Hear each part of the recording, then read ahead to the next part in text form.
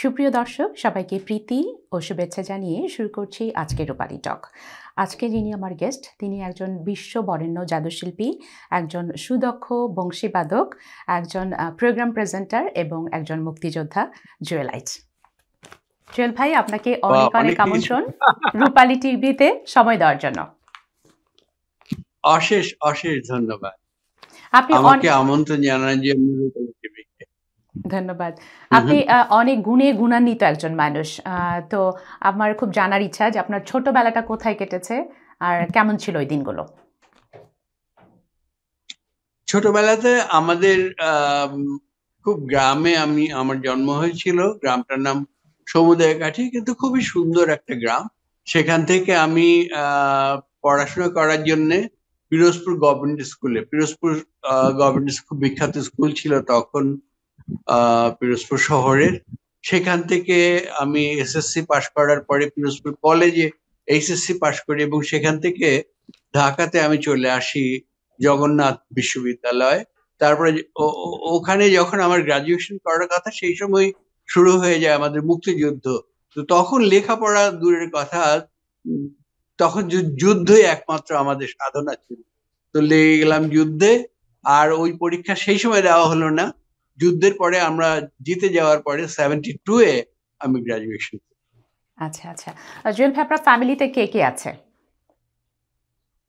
আমার ফ্যামিলিতে সবই আছে, কিন্তু সময়ের প্রেক্ষিতে যা হয়, আমার বাবাও ছিলেন, মাও ছিলেন। 6 ভাই 3 বোন, কিন্তু বাবা নেই, মা নেই। 3 বোনের একজন বোনও নেই। 6 ভাইয়ের মধ্যে এখন মাত্র 2 ভাই আমরা বেঁচে আছি। আচ্ছা আচ্ছা। তো জুয়েল ভাই, ম্যাজিক বললেই যার মুখটা আমাদের কাছে ভেসে আসে সে আপনি, জুয়েল আইচ। তো এই জাদু, এই ম্যাজিক শেখার ইচ্ছাটা আপনার কেন হলো?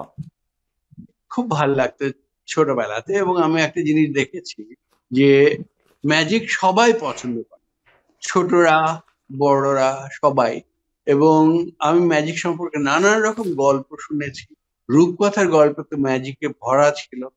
আর আমাদের স্কুলে রূপকথার বই পড়তে দেওয়া হতো, প্রত্যেক বৃহস্পতিবার 1 সপ্তাহ রাখতাম।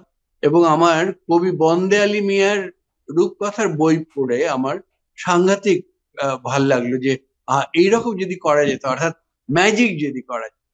তো এরপরে আমি সাধনা লায়ন সার্কাস বলে একটি সার্কাস পিরোজপুরে এলো। ওখানে দেখতে গিয়ে দেখি যে আরে, একজন মানুষ তো সত্যি সত্যি সেরকম জিনিস করতে পারে। তো আমি ভাবলাম যে ওই রকম করব।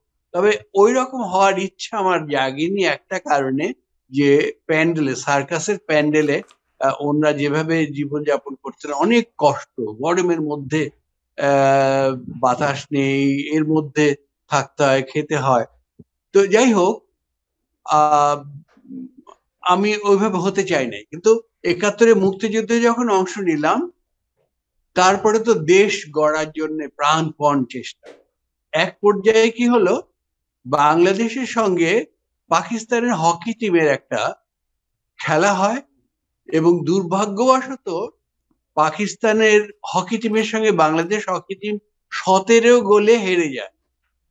Mind it, 17 goals. 17 গল্প। তো এইটা আমার বুকের মধ্যে একেবারে গুলির মতো এসে বাধে, যে আমরা যে পাকিস্তানকে হারিয়ে আমরা বিজয় এনেছি, দেশ স্বাধীন করেছি, অথচ আমরাই আবার তাদের কাছে 17 গোলে হেরে গেলাম।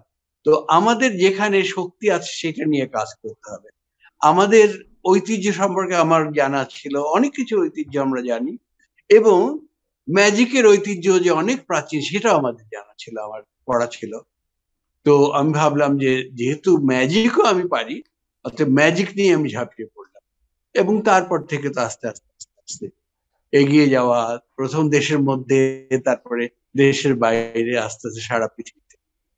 তো ম্যাজিকের তো কিছু আপনি ধরেন হয়তো কিছু জানতেন, তো আপনিও তো কারো কাছে আরো বেশি শেখার জন্য, জানার জন্য কারো কাছ থেকে শিখেছেন। তো তার সম্পর্কে একটু শুনবো। আমাদের সরাসরি ম্যাজিক হাতে কলমে কারো কাছ থেকে শিখিনি। তবে নাটক সম্পর্কে আমি পড়েছি, তারপরে বক্তৃতা সম্পর্কে আমি পড়েছি। তো ওইগুলো থেকে আমি অনেক কিছু নিয়েছি। এছাড়া খুব বিখ্যাত কমেডিয়ান চার্লি চ্যাপলিন, ওনার জীবনে আমি পড়েছি, ওনার সম্পর্কে আমি জেনেছি। এইগুলো আমাকে ইন্সপায়ার করেছে to do something very special. ম্যাজিকের ব্যাপারগুলো আমি নিজে নিজেই আবিষ্কার করেছি, অনেক বই পড়েছি, বই থেকে যা পেয়েছি তার সঙ্গে আমি নিজে যুক্ত করে আরো উন্নত করেছি। কারণ আমি যে সময়কার বই পড়েছি সেটা হয়তো আমার চাইতে আরো 20 বছর আগেকার বই। আমি সবসময় ভাবতাম যে 20 বছর আগের জিনিস আজকে দেখালে তো হবে না, আমাকে এখন সেই জিনিস করতে হবে যেটা আরো সামনের 20 বছর 50 বছর ভবিষ্যতে যেন কাজে লাগে। এইভাবে করে আমি ম্যাজিক করেছি। আচ্ছা, আচ্ছা। তো এখন আপনার কাছে আমার জানার একটা মানে খুব কিউরিওসিটি যে আপনি ধরেন কাউকে যদি ম্যাজিক শেখান, তো তাকে মানে ম্যাজিশিয়ানরা কি করে? কোনো কি প্রমিস করায় যে এই যে আমি ট্রিকগুলো শিখালাম এইটা আর কাউকে শেখানো যাবে না। এরকম কি কিছু আপনারা করেন? এক সময় ছিল যেটা গুরুমুখী বিদ্যা, এটা আমাদের অনেক কিছুতেই ছিল। যেমন আমাদের মিউজিক, ক্লাসিক্যাল মিউজিক, আমি কিন্তু ক্লাসিক্যাল মিউজিক বাঁশিতে বাজাই, এবং তখন এরকম ছিল যে গুরুমুখী বিদ্যা, আমার ঘরানার জিনিস অন্য ঘরানায় যেন যেতে না পারে। কিন্তু দিন চেঞ্জ হয়ে গেছে, এখন আর কোনো কিছুই গোপন নেই, যত সুন্দর করে করা যায় সেটাই হচ্ছে বৈশিষ্ট্য। অতএব ম্যাজিকের রহস্য যেটা, সেটা আমি নতুন করে আবিষ্কার যখন করি, সেই রহস্য অন্য যারা প্রাচীন ম্যাজিক করে তারা বুঝতে পারে না, অতএব ওই রহস্য থেকেই যায়। রহস্য মানে রহস্য গোপনই থাকে। দরকার। হ্যাঁ, ওটা ওটা গোপনই থেকে যায়, কারণ ওটা আমার নিজের জানা, আর অন্য কেউ জানে না। আচ্ছা জুয়েল ভাই, জাদু শিল্পের মাধ্যমে আপনি বাংলাদেশকে পৃথিবীর সামনে সম্মানিত করেছেন। তো সেটা আমরা সবাই জানি। বাট আমার যারা ভিউয়ার্স বা আমার দর্শক যারা, তাদের খুব জানার ইচ্ছা যে আপনি যে বিশাল অডিটোরিয়ামে লাখ লাখ মানুষের সামনে আপনি লাইভ ম্যাজিক দেখান। তারপর দেখা যায় বিভিন্ন টিভি চ্যানেলে আমরা দেখেছি যে অনেক ক্যামেরা আপনাকে ফোকাস করে আছে। আপনি তাদের সামনে অনেক দুর্দান্ত সব ম্যাজিক দেখাচ্ছেন। কিন্তু কেউই মানে এত এত মানুষের চোখ ফাঁকি দিয়ে আপনি জিনিসগুলো করছেন। তো সেই ট্রিকটা কি? মানে এতগুলো মানুষকে মানুষের সামনে এই জিনিসগুলো করা কেউই ধরতে পারছে না। অলৌকিক না, অলৌকিক তো কোনো ব্যাপার নেই। সমস্ত শিল্পেরই কতগুলো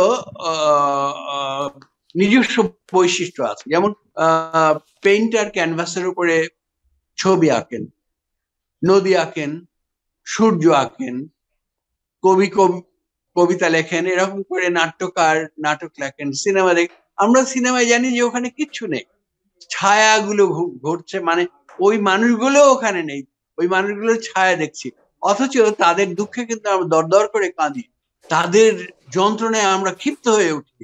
অতএব ম্যাজিক যখন আমি করি, সেগুলো মানুষ ওইভাবে করে ইনফ্লুয়েন্স হয়, এটা সাইকোলজিক্যাল হয়, সব শিল্পে এটা হয়। এটা দুর্দান্ত একটা ব্যাপার যে লাখ লাখ মানুষ আপনার দিকে চোখ, এত মানুষের চোখ, বাট আপনার ট্রিক ধরতে পারছে না। এইটা অনেক বড়। এটা আসলে ভাবলেই অবাক লাগে যে যদিও এটা ট্রিক তো করছেন, এটা তো রিয়েল কিছু না। বাট কিভাবে যদি বলি যে কিভাবে হিপনোটাইজ করেন এই মানুষগুলোকে, মানে এটা অবাক হওয়ার বিষয় সত্যি। হ্যাঁ, এই প্রসেস একটা অবদান আছে। আচ্ছা, আচ্ছা, আচ্ছা। আর আপনাকে আপনার ফ্যামিলি থেকে কি আমরা নেক্সট কোনো কাউকে দেখবো যে ফিউচারে ম্যাজিশিয়ান হিসেবে আসছে? ওইভাবে করে নেই, তবে আমার স্ত্রী আমার সঙ্গে একসঙ্গেই আমরা পার্টিসিপেট করি, আমরা একসঙ্গে ম্যাজিক করি। আমার একটা বড় টিম আছে, এই টিমের প্রধানদের একজন হচ্ছেন আমার স্ত্রী। আচ্ছা, আচ্ছা। তো আর আপনার বাঁশি নিয়ে একটু শুনতে চাই। আপনি অনেক সুন্দর বাঁশি বাজান। আমরা টিভিতে নানান প্রোগ্রামে আপনার সেই বাঁশির সুর শুনেছি। তো বাঁশি কবে থেকে শিখেন? কবে থেকে শিখেছেন আর কি? ছোটবেলাকার ভালোবাসা। আমার জীবনের বৈশিষ্ট্য হলো যে যা ভালো লাগে আমি তাই করি। অতএব আমার ম্যাজিক ভালো লাগতো, আমি তাই করেছি। আমার বাঁশি ভালো লাগতো, তাই করেছি। এরকম করে অনেক কিছু, আমি ছবি আঁকতে পছন্দ করতাম এবং তাও করেছি। যা কিছুই ভালো লেগেছে তাই করেছি। শুনলে আপনি অবাক হবেন যে আমি একসময় আতশবাজিও বানাতাম।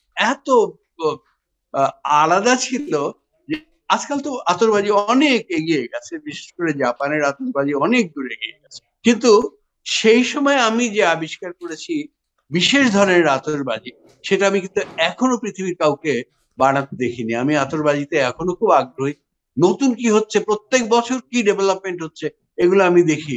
কিন্তু আমি আমি সেই সময় যে আতশবাজি করেছি সেই ধরনের আতশবাজি আমি এখন, ও, এই অর্থাৎ যে ভালোবাসা যদি থাকে তাহলে যে কোনো কিছু মানুষ করতে পারে।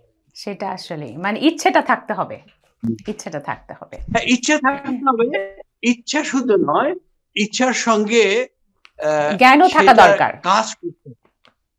জ্ঞান তো অটোমেটিক অবশ্যই। এসে যায়। আমি যদি ওখানে পৌঁছতে চাই তাহলে আমাকে আমি এখান থেকে 1 মাইল দূরে যেতে চাই, আমার 1 পা 2 পা করে করে হাঁটতে হাঁটতে 1 মাইল দূরে আমাকে হেঁটে চলে যেতে হবে। আমি 100 মাইল যেতে চাইলে পরে ওই 100 মাইল হেঁটে হেঁটেই যেতে হবে। এটা কিন্তু এক স্টেপ এক স্টেপ করে কিন্তু আগায়। যদি আমি 1000 মাইল যেতে চাই আমাকে ওইভাবে করে ছুটতে হবে। অতএব কোনো কিছুরই কিন্তু শর্টকাট কোনো রাস্তা নেই, সবকিছুর জন্য পরিশ্রম করতে হবে। আমি আপনার সম্পর্কে পড়েছিলাম, এরকম দেখেছি আপনি প্রথম যখন আমেরিকাতে মানে ইউএসএ যাওয়ার জন্য একটা ইনভাইটেশন পেয়েছিলেন, তো সেই কথাটা শুনতে চাবো। তখন আপনার অর্থনীতি মানে টাকা পয়সার সেরকম কোনো ইয়ে ছিল না যে যেটা দিয়ে আপনি টিকিট করে বা যেগুলো দরকার ফর্মালিটিস করা হ্যাঁ, যায়, তো সেই কথাটা আমি একটু শুনবো আপনার কাছ থেকে। আমাদের সোসাইটি অফ আমেরিকান ম্যাজিশিয়ানস আমাকে তাদের ইন্টারন্যাশনাল কনভেনশনে ইনভাইট করলো 1981-এ পারফর্ম করার জন্য আমার টিমকে। তো এটা ইনভাইটেশন আসলো 1 বছর আগে, কিন্তু আমি ধরে নিলাম এটা আমার পক্ষে বহন করা সম্ভব নয়। আম, পুরো ব্যাপারটাই একটা কঠিন ব্যাপার, কিন্তু আমি সবসময় আগ্রহী খুবই যে কোনো কিছু করার জন্য, প্রাণপণ চেষ্টা করার। একদিন কি হলো, ঢাকা বিল্ডার্স বলে একটা হার্ডওয়্যার দোকান আছে, ওখানে ম্যাজিকের জিনিসপত্র তৈরি করার যে রসদ সেগুলো কিনতে আমি গেলাম। তো সেইখানে ওর যিনি মালিক ছিলেন উনি আমাকে এত যত্ন করলেন, আমার চেয়ে অনেক সিনিয়র। উনি যা কিছু কিনলাম না কেন, তার কেশিয়ার যখন আমার দামটা নিতে চাইলেন, উনিও না না, ওনার কাছ থেকে কোনো দাম নেওয়া যাবে। মানে ওই আমি সময় অবাক হলাম। অলরেডি আপনি জুয়েলাইজ হয়ে গেছেন? হ্যাঁ, আচ্ছা। আমি আমি তখন তো আমি আহ, স্বাধীনতার পরে থেকে আস্তে আস্তে আস্তে আস্তে, এবং সেই ধরেন 80 সালের দিকে আমি যথেষ্ট জনপ্রিয়। আচ্ছা। তো ওই ভদ্রলোক বললেন যে ওনার কাছ থেকে কোনো টাকা নেওয়া যাবে। আমি বললাম কারণ কি? বলে যে যে আনন্দ আপনি আমাদেরকে দেন তার যে ঋণ, সেই ঋণ তো একটু আমাদের পূরণ হয় না। তো আজকে এই সুযোগটা আমি কেন ছাড়বো, এটা আমি নেব। এই জিনিসটা আমার না বুকের মধ্যে কেমন একটা কান্না কান্না ভাবল যে এইভাবে করেও মানুষ ভাবে। তখন আমার হাতে একটা ডায়েরি ছিল, ডায়েরির খাপের মধ্যে একটা চিঠি ছিল। চিঠিটা হচ্ছে society of American magicians president আমাকে যে ইনভাইটেশন দিয়েছেন, সেই চিঠিটা আমি ওনার কাছে দিলাম যে এই একটা ইনভাইটেশন আছে, কিন্তু এই ইনভাইটেশনের জয়েন করতে গেলে যে খরচ, সেই খরচটা আমার তো নাই, অত আমার যাওয়া হবে না। তো উনি পড়ে বললেন যে অবশ্যই আপনার যাওয়া। আমি বললাম যে কি করে? উনি বললেন যে এই চিঠিটা নিয়ে আপনি আগামী কালকেই চলে যাবেন কালচারাল মিনিস্ট্রি, আপনি চেষ্টা করবেন, যদি চেষ্টায় ফল না হয় তাহলে আপনার পুরো টিমকে আপনার ইকুইপমেন্ট সহ যা কিছু খরচ লাগে আমি দেব। আমি তো অবাক, বলে কি ভদ্রলোক! তবে তার দেওয়ার মতো যে ক্ষমতা সেটা আমি জানিয়েছি। তখন ওইখানকার হার্ডওয়্যার সবচেয়ে বড় দোকান ছিল ঢাকা বিল্ডার্স। তো উনি যেটা পারবেন সেটা তার হৃদয়টাও বলে দিচ্ছে এবং তার শক্তি আছে সেটাও বলে দিচ্ছে। তখন আমার মনে হলো একজন ব্যক্তির কাছ থেকে কেন, এটা তো আমি আমার সাংস্কৃতিক মন্ত্রণালয় থেকেই নিই। আমি তাই পরের দিনই চলে গেলাম কালচারাল মিনিস্ট্রিতে, এবং প্রথম যেটা করতে হয়, প্রথম তো অপেরিত জুনিয়র অফিসারদের কাছে যেতে হয়। তো ওখানে জুনিয়র যে অফিসার, আমি তার কাছে গেলাম। তিনি চিঠিটা পড়ে তো বলেন যে এত বড় ইনভাইটেশন, এটা তো আমাদের দেশের দায়িত্ব, শুধু কালচারাল মিনিস্ট্রি না, সারা দেশের দায়িত্ব আপনাকে পাঠানো। তো উনি, ভদ্রলোকের নাম মনে আছে, লোকমান ভদ্র, উনি মনে হলো যেন উনি নিজে আমেরিকাতে যাওয়ার দাওয়াত পেয়েছে। এত তারপরে খুশি। উনি, হ্যাঁ, উনি জয়েন্ট সেক্রেটারির কাছে গেলেন, সেক্রেটারির কাছে গেলেন, তারপরে সেক্রেটারি আবার মিনিস্টার সাহেব, এইবার করে করে এক পর্যায়ে দেখা গেল যে বাংলাদেশে যেখানে এইসব অসম্ভব ব্যাপার, এত এত টাকা পয়সা দিয়ে আমাকে পাঠাবে, কিন্তু সেটা হয়ে গেল, সেটা হলো, এবং অবশেষে আমার আমেরিকাতে গেলাম, এবং সৌভাগ্যের বিষয় যে বাংলাদেশের সুনাম সেবার যথেষ্ট উঁচুতে উঠেছে। আচ্ছা, আপনার কথা মুগ্ধ, মানে একদম মন্ত্রমুগ্ধের মতো শুনতে ইচ্ছে করে। এত সুন্দর করে আপনি তো, আমরা ছোটবেলাতে সবসময় ঈদের অনুষ্ঠান, আনন্দ মেলাতে আপনার জাদু হবে একটা, মানে একটা পার্ট থাকবে, জাদু দেখবো, ওইটার জন্য ওয়েট করতে থাকতাম। তারপর অনেক সময় আমরা দেখতাম আপনি প্রোগ্রাম। আপনি হয়তো ভুলে গেছেন, আমি আমি আনন্দ মেলাতে একটা পার্ট তো আমার থাকতো। এছাড়া আমি নিজেও কিন্তু একাধিক আনন্দমেলা একা উপস্থাপন করছি, এবং একটা এমনই স্পেশাল আনন্দ মেলা করলাম যেটার নাম ছিল আনন্দমেলা জুয়েলার্সের যাত্রা। অর্থাৎ পুরো আনন্দ মেলাটাই ছিল আমার ম্যাজিক নিয়ে, একদম শুরু থেকে শেষ পর্যন্ত পুরো 1 ঘন্টার অনুষ্ঠান ছিল আমার শুধুই ম্যাজিকের। তবে সেটা বিচিত্র ছিল, আনন্দমেলা যেমন নানা রকম বিচিত্র জিনিস থাকে, আমার সেই ম্যাজিকে ওই রকম বৈচিত্র্য ছিল, এবং সেটা বাংলাদেশের সঙ্গে যে সমস্ত দেশের সাংস্কৃতিক বিনিময় চুক্তি ছিল, সেই সমস্ত দেশের টেলিভিশনে বারবার সেই প্রোগ্রাম দেখানো হয়েছে, কারণ সেই জিনিসটা, ম্যাজিক তো সবাই বুঝতে পারে। তো ওটাকে যখন ইংলিশে ডাবিং করা হলো, তার ফলে এটা সবাই বুঝতে পারলো, এবং সেটা নিয়ে বাংলাদেশ যথেষ্ট সুনাম। আমরা অনেক অনুষ্ঠানেও দেখেছি আপনি প্রেজেন্টার ছিলেন, অনেক সুন্দর করে কথা, একদম মুগ্ধ হয়ে আমরা সবাই শুনতাম। আচ্ছা, এবার একটু জুয়েল ভাই, একটু আপনার বিভিন্ন অ্যাওয়ার্ড আপনি পেয়েছেন, সেই অ্যাওয়ার্ড নিয়ে একটু কথা বলবো। আপনার উল্লেখযোগ্য কিছু অ্যাওয়ার্ড নিয়ে আপনি বলেন, যেটা আপনি বেশি খুশি হয়েছেন। সবচেয়ে বড় অ্যাওয়ার্ড হচ্ছে যে আমি বাংলাদেশের মানুষের আন্তরিক ভালোবাসা পেয়েছি। এটা একেবারে নিখাদ, নিরেট, খাঁটি, এবং সেটা এখনো পেয়ে যাচ্ছি। আমার বিশ্বাস আমি যতদিন বেঁচে থাকবো ততদিন সেটা থাকবে, এবং আমার আরো বিশ্বাস যে আমি মরে যাওয়ার পরেও মানুষ আমাকে অনেকদিন পর্যন্ত মনে রাখবে। শুধু বাংলাদেশ না, আমি সারা পৃথিবীতে যেখানে গিয়েছি, পৃথিবীর ম্যাজিশিয়ানরা আমাকে খুব ভালোভাবে চেনেন। আমি ইংল্যান্ডেও, কিন্তু সারা ইংল্যান্ডে, ইউকের সর্বত্র আমি ম্যাজিক শো করেছি, হাউসফুল ম্যাজিক শো করেছি, লন্ডনের ডোমিনিয়ন থিয়েটার ওয়েস্ট এন্ডে, তারপর হ্যাকনি এম্পায়ার, এই সমস্ত জায়গাতে আমি বারবার শো করেছি। তো আমেরিকাতে করেছি বারবার বারবার, জার্মানিতে করেছি বারবার, জাপানে বারবার, অস্ট্রেলিয়াতে বারবার, এমনি করে সারা পৃথিবীতে, whole Middle East, Far East, সর্বত্র করেছে, এবং সব জায়গায় আমার প্রচুর আপন মানুষ, বন্ধু মানুষ হয়েছে, এবং বহু জায়গাতেই আমি দেখি যে আমাকে সেই মেইন স্ট্রিমের লোকজন আমাকে চেনে, এবং পৃথিবীর বহু দেশ আছে যেখানে আমার এমন বন্ধুরা আছে, তারা হোটেলে থাকতে দেয়, তারা এয়ারপোর্ট থেকে আমাকে রিসিভ করে, তাদের বাড়িতে রাখে, তারা যতখানি সম্ভব আমাকে আপ্যায়ন করে, এবং আবার প্লেনে তুলে দেয়। এবং এরকম আছে আমার একাধিক বন্ধু, তাদের বাড়ির চাবি, এইভাবে করে সারা পৃথিবীর মানুষের কাছ থেকে আমি যে ভালোবাসা পেয়েছি, এর চাইতে বড় পুরস্কার কিছু হয় না। তারপরেও আমাকে বলতে হবে যে আমাদের যে শিল্প সংস্কৃতির সর্বোচ্চ পুরস্কার 21শে পদক কিন্তু আমি পেয়েছি। আমি এদেশের অনেক অনেক, মানে যতগুলো বড় জাতীয় পুরস্কার, সেগুলো প্রায় সবই আমি পেয়েছি। তারপরে আমি পৃথিবীর একমাত্র ম্যাজিশিয়ান যে ইউনিসেফের গুডউইল অ্যাম্বাসেডর, আমি সেটাও হয়েছি। তো এভাবে করে আমি যা পেয়েছি আমি অত্যন্ত খুশি। আমরাও খুব গর্বিত আজকে রূপালী টিভি, রূপালী টকে আপনাকে আমরা পেয়েছি। অনেক শুভকামনা থাকলো আপনার জন্য। আর আজকে এই পর্যন্তই শেষ করছি। দর্শক, আজকে এখানে আমি অশেষ রূপালী টক শেষ করছি। নেক্সট আমি পরবর্তীতে আবার আসবো ওকে অন্য কোনো গেস্টকে সাথে নিয়ে। ততক্ষণ পর্যন্ত ওকে সবাই ভালো থাকেন। রূপালীকে ধন্যবাদ সমস্ত দর্শকদের।